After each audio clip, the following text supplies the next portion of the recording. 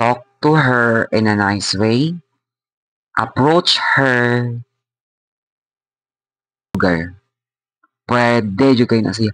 Wala man na siya'y bawal. Wala man na siya'y ingon na kanang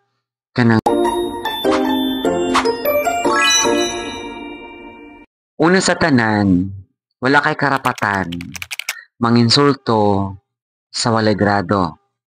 Kung ikaw graduhan, kung ikaw ang imong level, layo sa level niya, ayaw tapak-tapaki ang iyang pagkatao.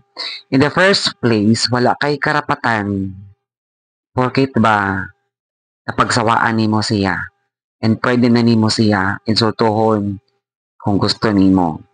Kung wala nakaganahi sa iyang performance, oo, tuod. Kumbaga na to, mali ang isa ka tao. And, angay ba? Ang akong pangutan, angay ba nimo tapak-tapakan ang iyang pagkatao? Nagamit man nimo siya. Kumbaga pa ba nga, kuwan pa na siya ba kung sa proper pa na. Kung human ang iyang kontrata, kadto lang. Humanay ang kontrata, wala na dagang istorya pa. Kung wala ka nakaangay sa iyang performance, and then kung baga pa ba nga proby pa na siya, imo-imo wala lang nga.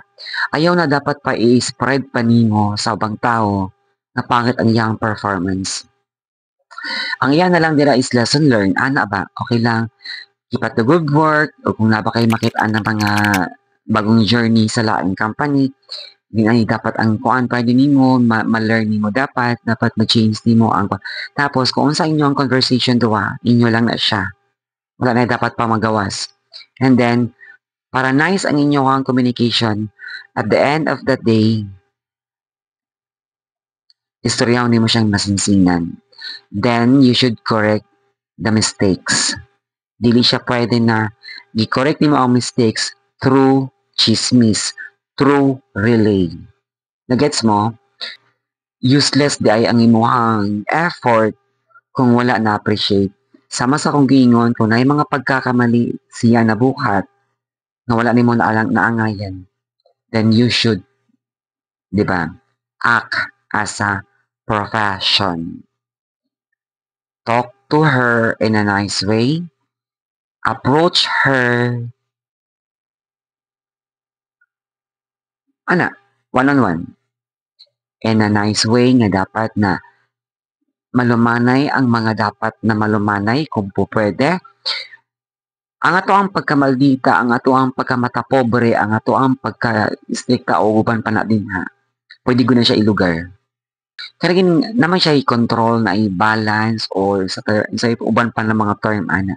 Basta ang punto din na is ayaw pang insulto og tao ba nga halos na imuwanang nagamit.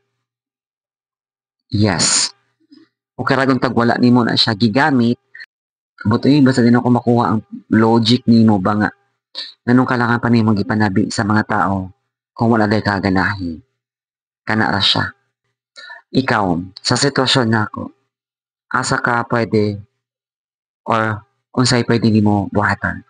Ayun lang. Thank you for watching. Bye.